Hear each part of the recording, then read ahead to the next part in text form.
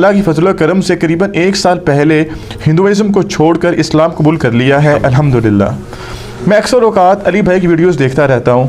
مجھے علی بھائی سے پوچھنا ہے کہ میری بیوی ابھی تک ہندو ہے، میں نے اسے دعوت دی ہے لیکن وہ ابھی تک اسلام قبول کرنے سے گریزاں ہے، لیکن دوسری طرف وہ میری ذات کی حد تک بہت ہی سپورٹیو بھی ہے اور کیئرنگ بھی ہے۔ ایسی صورتحال میں مجھے اسلام کی روح سے اسے اپنے ساتھ رکھنا حلال ہوگا یا نہیں؟ پلیز رہنمائی فرما دیں، جزاک اللہ خیرہ۔ جزاک اللہ خیرہ۔ مشکل سوال ہے جی اس حوالے سے کہ آزمائش ہے ان کے لیے۔ اس زمانے میں کیئرنگ وائف ملنا اور سپورٹیو وائف ملنا یہ قسمت والوں کا حصہ ہے۔ مسلم شریف میں حدیث ہے کہ دنیا برتنے کی جگہ ہے اور سب سے بہترین سرمایہ نیک بیوی ہے، اس میں کوئی شک نہیں ہے۔ لیکن یہ جو صورتحال یہ بتا رہے ہیں، ظاہر ہے ایک دن میں تو اسلام نہیں قبول کرنا اس نے۔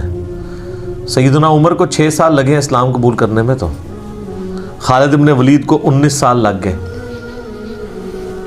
تو اس طرح کا معاملہ ہو سکتا ہے کسی کے ساتھ کہ کسی کو بات سمجھ نہ آ رہی ہو، یا آپ کے بتانے میں کوئی فرق ہو، یا اس کو کوئی ایسا پوائنٹ اٹکا ہوا ہے کہ وہ سچ بات قبول کرنے کے لیے تیار نہیں ہے۔ پیار محبت سے دعوت جاری رکھیں۔ باقی شرعی مسئلہ تو اس میں یہی ہے کہ چونکہ وہ اہل کتاب میں سے نہیں ہے، بت پرست ہے، بت پرست کے ساتھ تو آپ کا نکاح نہیں رہ سکتا۔ اگر وہ کرسچن یا جوز میں سے ہوتی پہلے سے ہی، یا آپ کسی کرسچن یا جو کے ساتھ شادی کرتے، وہ معاملہ الگ تھا۔ وہ تو سورۃ المائدہ کے پہلے رکوع کے اندر آیا ہے کہ آج کے دن اہل کتاب کی عورتیں تمہارے لیے حلال کی گئی ہیں، ان کا ذبیحہ بھی، اہل کتاب کا ذبیحہ بھی حلال ہے اگر اللہ کا نام لے کے، خالی نہیں ان کا ذبح کیا ہوا، اللہ کے نام کے ساتھ۔ بخاری میں عبداللہ بن عمر کے بارے میں ملتا ہے، ان کا ایک تفرد ہے کہ وہ یہ کہتے تھے کہ میں اس سے بڑا کوئی شرک نہیں سمجھتا کہ کوئی عیسیٰ ابن مریم کو اللہ کا بیٹا کہے۔ تو یعنی وہ عیسائیوں کو بھی مشرک سمجھتے ہوئے ان کی عورتوں کے ساتھ نکاح کے قائل نہیں تھے، لیکن یہ ان کا تفرد ہے، امت نہیں اس بات کو مانتی، نہ صحابہ کا اس معاملہ، کیونکہ جب شرک ہو رہا تھا تو سورۃ المائدہ کے اندر اللہ تبارک و تعالیٰ یہ ڈفرنس بتا دیتا نا کہ جو مشرک عیسائی ہیں یا مشرک اہل کتاب ہیں ان کا معاملہ ڈفرینٹ، اور خالی جو اہل کتاب ہے ڈفرینٹ ہے۔ اللہ تعالیٰ نے اس کو مینشن نہیں کیا، اللہ جب کہ ان کے کفر کا بار بار ذکر کر رہا تھا، لقد کفر الذین قالوا ان اللہ هو المسیح ابن مریم، اور لقد کفر الذین قالوا ان اللہ ثالث ثلاثہ، وہ خود بتا رہا تھا۔ تو اس طرح نہیں، تو ابھی یہ ہندوازم ہے یا کوئی ایتھیسٹ ہے یا بدھسٹ ہے، یعنی جیوز اور کرسچن کے علاوہ یا آسمانی ان مذاہب کے علاوہ اگر کوئی شخص کسی بھی ریلیجن سے تعلق رکھتا ہے تو ایسی عورت مسلمان مرد کے ساتھ نہیں رہ سکتی۔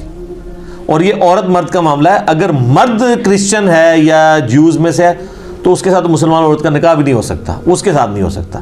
صرف اہل کتاب کی عورتیں مسلمان مردوں کے لیے حلال ہیں۔